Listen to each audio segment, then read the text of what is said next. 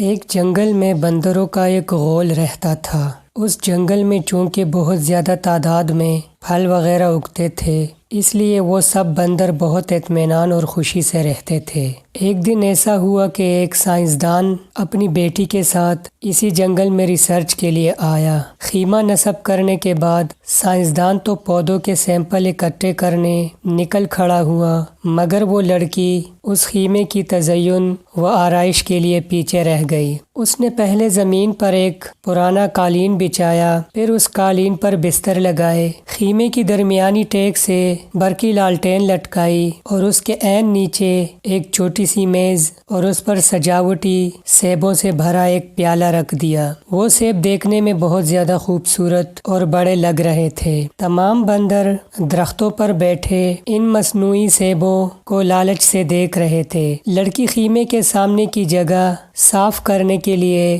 ذرا باہر نکلی تو ایک بندر نے تیزی سے جھپٹا مارا اور ایک مصنوعی سیب اٹھا لیا، اور عین اسی وقت لڑکی کی نظر بھی اس پر پڑ گئی۔ لڑکی نے فوراً بندوق اٹھا کر نشانہ لگایا اور فائر داغ دیا، مگر تمام بندر اتنی دیر میں وہاں سے بھاگ گئے تھے۔ کافی دیر تک بھاگنے کے بعد تعاقب نہ ہونے کا یقین ہونے پر تمام بندر رک گئے۔ چور بندر نے ہاتھ بلند کر کے سب کو سیب دکھایا۔ سب بندر حیرت سے اس بندر کو دیکھنے لگے اور اس کو خوش قسمت گرداننے لگے کہ اسے ایسا اچھا سیب مل گیا، اور کوشش کرنے لگے کہ ایک بار اس مصنوعی سیب کو ہاتھ لگا کر دیکھ سکے۔ چور بندر نے سب کو جھڑکا اور یہ مصنوعی سیب لے کر ایک درخت کی سب سے اونچی شاخ پر جا بیٹھا اور سیب کو کھانے کے لیے اسے منہ میں لے کر دبایا، مگر یہ مصنوعی سیب سخت پلاسٹک کا بنا ہوا تھا، جسے چبانے سے بندر کے دانتوں میں درد ہونے لگا۔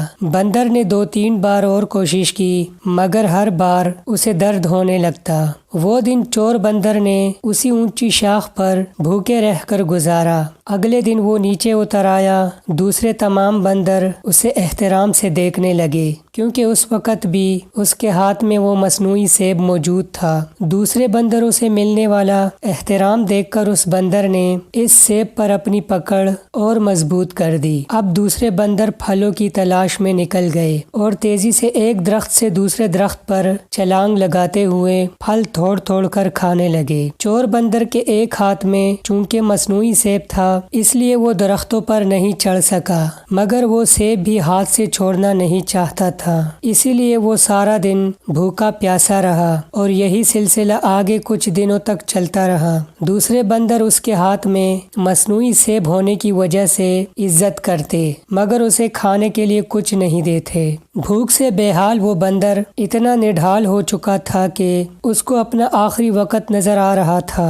اس نے ایک بار پھر اس سیب کو کھانے کی کوشش کی، مگر اس بار بھی نتیجہ مختلف نہ تھا۔ اس کے دانت اس مرتبہ بھی درد کر رہے تھے۔ چور بندر کو اپنی آنکھوں کے سامنے درختوں سے لٹکے ہوئے پھل نظر آ رہے تھے، مگر اس میں اتنی ہمت نہیں تھی کہ وہ ان درختوں پر چڑھ سکتا۔ آہستہ آہستہ اس کی آنکھیں ہمیشہ کے لیے بند ہو گئی۔ جان نکلتے ہی اس کی گرفت مصنوعی سیب پر ڈھیلی ہو گئی اور وہ مصنوعی سیب اس کے ہاتھ سے نکل کر لڑک گیا۔ شام کو باقی بندر آئے۔ انہوں نے مرے ہوئے بندر کی لاش پر کچھ آنسو بہائے، افسوس کیا اور اس کی لاش کو پتوں سے ڈھانپ دیا۔ ابھی وہ اتنا ہی کر رہے تھے کہ ایک دوسرے بندر کو وہی مصنوعی سیب ملا، اور اس نے اپنا ہاتھ بلند کر کے سب کو وہ سیب دکھانا شروع کر دیا۔ دنیا کی مثال بھی اس پلاسٹک کے سیب کی طرح ہے۔ اس سے حاصل کچھ نہیں ہوتا، جبکہ اس کو دیکھنے والے اس سے متاثر ہو رہے ہوتے ہیں، اور دنیا کو ہاتھ میں رکھنے کا